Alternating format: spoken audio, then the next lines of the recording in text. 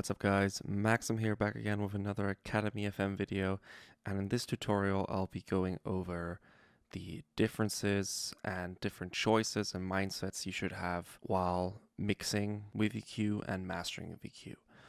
When we're thinking about EQing in the mixing stage, we're thinking more of how we can use EQ to harmonically mix together all the different individual tracks.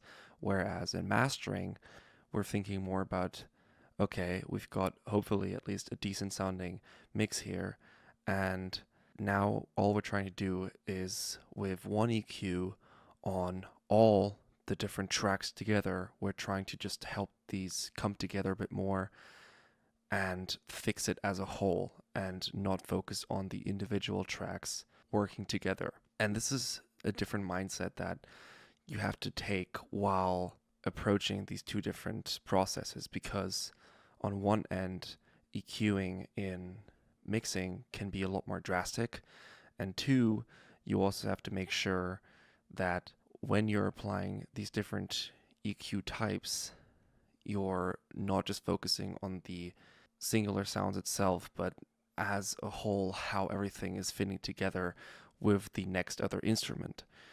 And in the mastering EQ stage, you don't have to think about how everything is going to fit together in between the instruments. All you're trying to do is take what's already there and enhance it a bit, or maybe slightly tweak it in a subtle but effective way. So both of these processes can make a big difference depending on how you approach them.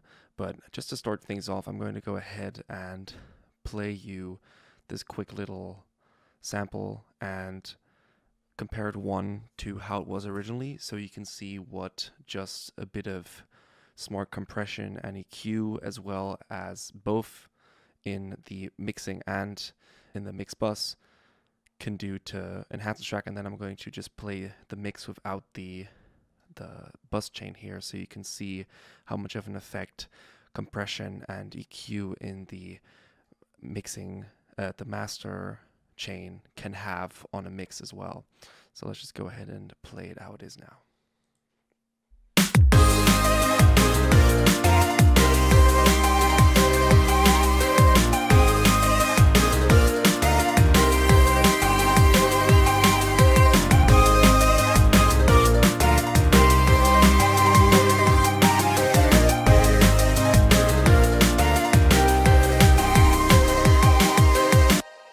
So as you could tell, I tried to very fairly match these in volume. I think this one's actually a bit louder here, but you can just tell how with the bit of EQ and compression I did, I just created a bit more of a groove, as well as in the gain staging, of course, I created more of a focus around the drums and created a center of the mix instead of just all the instruments basically blaring at very similar levels. So now what we're going to do is I'm going to go ahead and play this and take off the whole chain here. And that's a cool little trick you can do as well, since in Ableton you can't just disable multiple effects at once.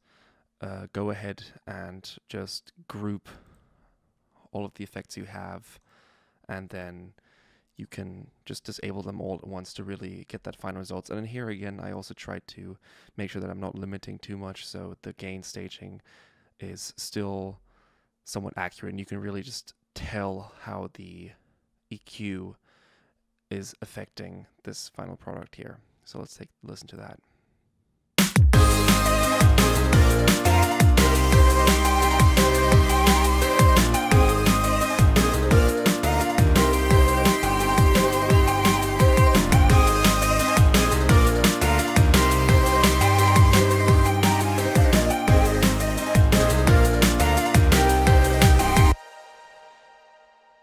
So of course we're adding a bit of volume here, but what you can really hear is just how everything becomes a bit more focused. And of course the EQing that was applied here worked to bring out a bit more of what was already there. It brought out a bit more of the kick drum.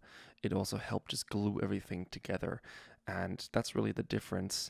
The main difference for me, at least, in the mindset that I have, is that, as I already explained, when I'm mixing, I'm trying to make things to work together. And in mastering, if you're doing sort of the same thing, but also not, you're just focusing on taking what's already there to the next level. And I'm going to take you through a few examples here of different types of EQ that I had to make certain things come together. And let's actually start off with a good example, and that's this piano right here, and what I did to kind of make it come alive a bit more. And as you can see here, the EQ that I have is quite drastic, and you'll have two, and most of the time in mixing, the drastic EQ is something which will appear more often than it will in mastering. In mastering, I find myself mostly boosting maybe, say, a maximum of 1 dB in a certain area, whereas in mixing, I might sometimes, as you can see here, boost something 6 or 7 dB if I'm being really drastic, just to almost use it as a sound design effect. And that again is one of the differences and things that you have to remember when you're mixing mastering, is that while mixing you have a bit more freedom as well, because essentially you're still designing the sound of everything, you're creating a groove, you're making these instruments fit together and making them the best possible sound that they can be inside the whole track. And that's not necessarily something that you have when you're mastering. So let's take a quick listen to what this EQ is doing to the piano here. And of course, this is pretty self-explanatory. All I did here, I made sure that it got a little bit of a bump from the frequency range, and I just really wanted to cut out any of the low frequencies that I had lying around here as well, since pianos, especially stereo pianos, I monoed this piano down actually, since it's not really the main feature of the track, can carry a lot of low information, which is really isn't that important in most types of music and can really clutter things up. So let's just go ahead and take a quick listen to this right now.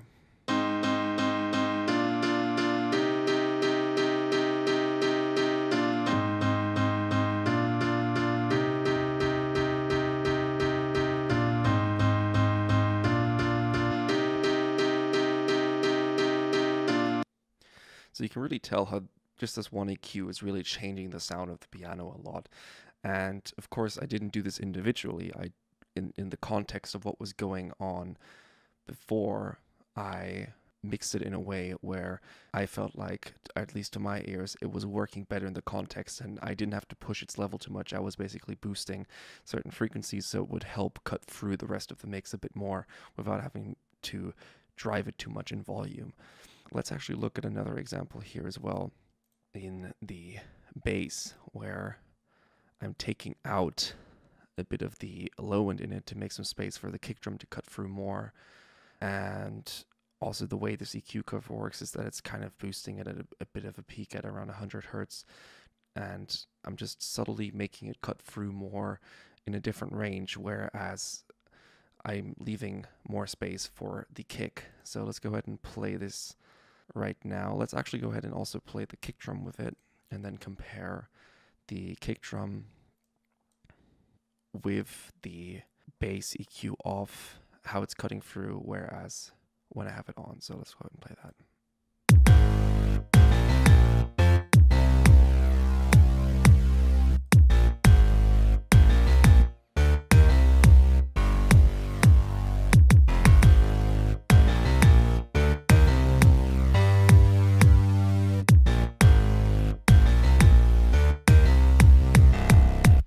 So as you can tell, again, this is always often a part of preference as well, but I just felt like the bass is way too subby, and it's just taking up a lot of headroom and space in the mix in those really low frequencies that I actually really just want the kick to be punching through. And notice also how I didn't choose a high pass filter.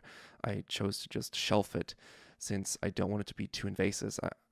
I just want to take out a bit of those low frequencies to make space for something else. And that's really the whole approach in mixing, is you're adjusting things to make space for something else, or selecting your focal point of the mix and making sure that that is what's coming through the best. And that's really the common theme here as well. Another good example is the EQ that I did on the snare, making it go from a very boring sounding snare to something that would really punch in your face. And I'm using a Neve EQ for this here. And let's take a quick listen to that.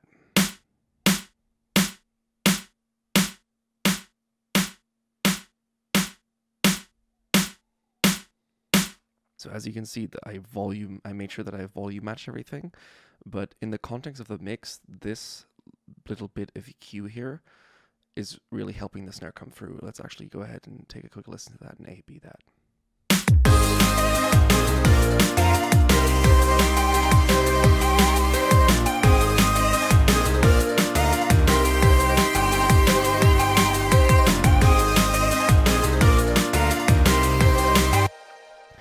So you can really tell how just this EQ just makes that snare come through a bit more. And that again is an example of a more drastic type of EQ, which in mastering isn't the case. So let's take a quick look at what I'm doing in the mastering here. The first EQ that I'm going through here is just a very simple EQ, which is helping me fix out the low end a bit more. And generally my philosophy while mastering, and especially EQ, is that you should definitely, before you even start using compressors or anything, master your EQs and knowledge of EQs, and select a few EQs which you know the sound of, and really just go ahead and master those. Because especially when it comes to mastering, I feel like a lot of people are a bit lazy and they just maybe throw up the high end a bit and A/B it sounds brighter, sounds a bit louder, happy days. But that's not really the case. Especially with EQ, you have so many possibilities in the mastering stage where you can really tighten up and fix the low end, and that's really an opportunity to bring together the track a bit more. Of course, if you have the opportunity to go ahead and fix it in the mix, then always try to make that happen. But sometimes that different sound on the mix bus, especially as a whole together, since we're not necessarily fixing any big issues here, as you can see, I'm not really boosting much, and the high pass that I have here is just under 30 hertz, and really just cutting out all of that waffle that might be and rumble that might be down here, which I just don't really need. And moving over to the next EQ, this is just more of a character style EQ, so all I'm doing here is just bringing out a bit more of that character. I'm boosting a bit in the low end to bring out the kick a bit more. I'm half a dB boosting in the mid-range to just make sure that everything just hits a bit harder. And I'm actually taming the high end a bit, which again brings out the low end a bit more, so you can go ahead and think about things in different ways. Sometimes propping up the low end a ton won't fix your issue. Maybe just the high end is a bit too piercing, and that's what I'm doing here. But then again, contrasting what I'm doing with this EQ is I'm bringing up the high end just a slight bit, what I just removed, but in a different way. What I'm doing here is I'm boosting on a very, very high frequency, but on a very, very broad shelf, almost similar to a back EQ. And I'm basically just bringing up that high end in a different way, in a sweeter way, which I feel like just sounds a bit more musical. And that's really how you're approaching mastering EQ, is you're just taking dips, minute little dips in frequencies, less radical. You're less radical with your EQing decisions, and you're trying to find a balance in between all of the track. You're not really focusing on the individual instruments as much per se, but you're thinking about, okay, if I boost the kick drum here, if I can bring out the punch of the kick a bit here, how does that affect the rest of the track as a whole? How does the groove shape up? So approaching the main difference between the EQ in the mixing stage and the EQ in the mastering stage is essentially just your mindset with it. And that's, for me at least, is that, again, I'm focusing more on fixing and creating something sonically while I'm mixing, making everything sound good together with the individual tracks. But as a whole, in the mastering stage, I'm focusing on taking what's already there and going to the next level with it. I'm not making any radical adjustments. I'm basically doing minute little adjustments which add up in the long run. So I hope you took something away from this video, maybe learned a thing or two, and especially changed or adopted a new mindset.